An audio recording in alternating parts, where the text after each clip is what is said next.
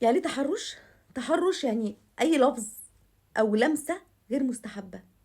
اذا انا لازم كأم اخد بنتي قبل ما تطلع كده من باب بيتها، قبل ما تطلع للدنيا، افهمها يعني ايه تحرش، ويعني ايه لمسه مسموح بيها ولمسه غير مسموح بيها، يعني ايه لمسه طيبه ولمسه خبيثه، من اول ما بنتي هتبتدي تروح الحضانه او البلاي.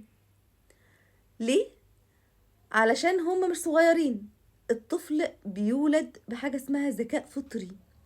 تعالي كده على بنت صغيره وارفعي لها الجيب بتاعها، ايه اللي هيحصل؟ بسرعه هتغطي جسمها وتشد الجيبه تاني على جسمها.